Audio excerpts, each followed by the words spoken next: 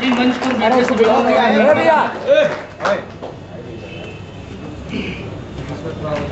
शरद पांडे जी, राकेश यादव जी, रविशंकर जी, संदीप तिवारी जी। एक माला हो गई पर्याप्त।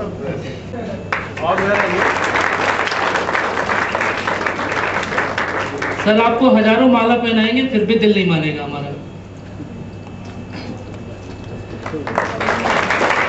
फिर भी आप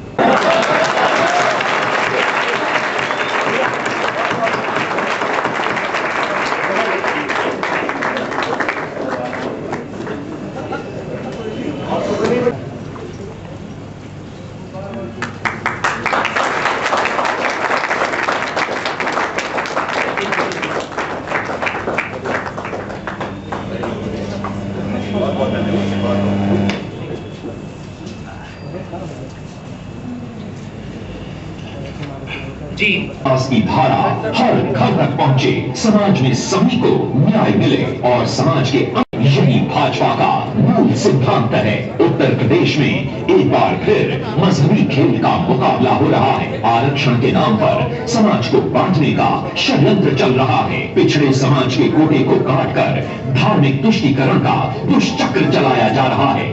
किसी प्रकार की छेड़छाड़ राह पर लाने के लिए हम दृढ़ संकल्प हैं और समाज को जोड़कर न के तोड़कर भारतीय जनता पार्टी किसान भाइयों के हितों के लिए सदा संघर्ष करती रही है। भाजपा की सरकार बनने पर मात्र 1% दर पर कर्ज उपलब्ध कराने का और किसानों के 1 लाख रुपए तक के कर्ज को पूरी तरह से माफ करने का भारतीय जनता पार्टी वादा करती है। इसके अलावा 20 घंटे बिजली 10 मेगा पावर आ जाएगा। जहां हवाई अड्डे जैसी सुविधा होगी। उत्तर प्रदेश के औद्योगिक विकास के लिए भारतीय जनता पार्टी कृत संकल्प है। प्रदेश में इसकी अपार संभावनाएं हैं। अगले 5 वर्षों में उत्तर प्रदेश को देश के सबसे बड़े औद्योगिक हब के रूप में विकसित किया जाएगा। इससे प्रदेश का आर्थिक विकास तो होगा ही, साथ ही साथ राज्य के लाखों बेरोजगार युवकों को प्रदेश के अंदर ही रोजगार उपलब्ध हो सकेगा। उद्योगों को 24 घंटे बिजली उपलब्ध कराएंगे।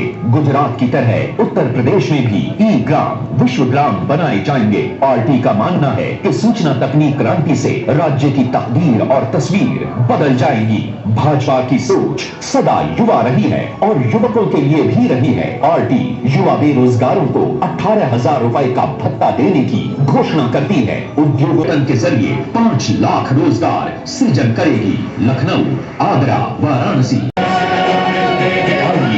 चलिए प्रगति के पथ पर, सच्चाई और भरोसे के बल पर बटन दबाएं कमल के मेहमान और काशी के निवासियों, पहले तो हम लोग आपसे समय है। उत्तर प्रदेश भारत का भाग्य विधाता है। उत्तर प्रदेश में सबसे अधिक संख्या में लोग रहते हैं और यहां से चलने वाली हवा दिल्ली तक जाती है। जैसा कि मीडिया कह रहा है कि ये सेमीफाइनल है और वाकई में अगर इस सेमीफाइनल को हमने जीता तो आगे 2014 में भारतीय जनता पार्टी को अब दिल्ली में भी दोबारा से आसीन कर पाई। भाजपा को यहाँ पे भी जिताइए और आगे उसका रास्ता बनाइए कि 2014 में दिल्ली में हम पहुंचे। फ्रेंड्स ऑफ बीजेपी जो है ये मेरे और आप जैसे साधारण लोगों का एक प्लेटफॉर्म है। हम नेता लोग नहीं हैं, हम बीजेपी के एक्टिव मेंबर भी नहीं है। बीजेपी जो कहती है और करती है हम उससे, अब आप लोगों ने फैसला करना है कि कौन सी पार्टी भारत को कुशासन देगी और कौन सी भारत का निर्माण करेगी भविष्य का। साथियों, आप लोगों ने देखा कि बिहार आपके सामने एग्जाम्पल है। बिहार 15 साल तक त्रस्त रहा, उसके बाद बिहार में बीजेपी की और एनडीए की जनता दल यूनाइटेड के साथ गवर्नमेंट आई, कैसी तरक्की हुई। दोबारा से उसको सरकार को चुना गया। गुजरात आपके सामने है, छत्तीसगढ़, मध्य प्रदेश, बहुत सारे आपके सामने राज्य है, आपके सामने उदाहरण है। हम सब लोग यहाँ पर आपसे वादा करने आए हैं कि अगर भाजपा को आप जिता के भेजेंगे तो उत्तर प्रदेश भी उत्तम प्रदेश एक दिन बन पाएगा और यह आप लोगों के सहयोग के बिना नहीं हो सकता। दोस्तों, हम लोग पढ़े लिखे वेल सेटल्ड लोग हैं, इसलिए हमारी जिम्मेवारी और भी बढ़ जाती है कि हम सोच समझ कर वोट डालें और लोगों को प्रोत्साहित करें। पिछले पार्लियामेंट्री इलेक्शन में 20 सीटें ऐसी थी जो शहरी, जो भाजपा ने 2 से लेकर 20,000 वोटों के अंतर से हारी। सोचिए आज भारत की क्या स्वरूप होता। कल्पना कीजिए अगर वो बीजेपी ने जीती होती तो आज ये करप्ट गवर्नमेंट ना होती जो इस समय दिल्ली में राज कर रही है, उसकी जगह पे बीजेपी एनडीए की गवर्नमेंट होती, और ये आप लोगों के सहयोग के बिना संभव नहीं है। तुष्टीकरण किया जा रहा है, कभी बाटला के नाम पर और कभी बॉटली के नाम पर। हम लोगों को देखना है कि ना तो हमारे जो भाई जो माइनॉरिटी कम्युनिटी से आते हैं या जो वेल ऑफ उतने नहीं है, ना तो बाटला की बातों में आए, ना बॉटली की बातों में आए, और हम लोग वोट डालें।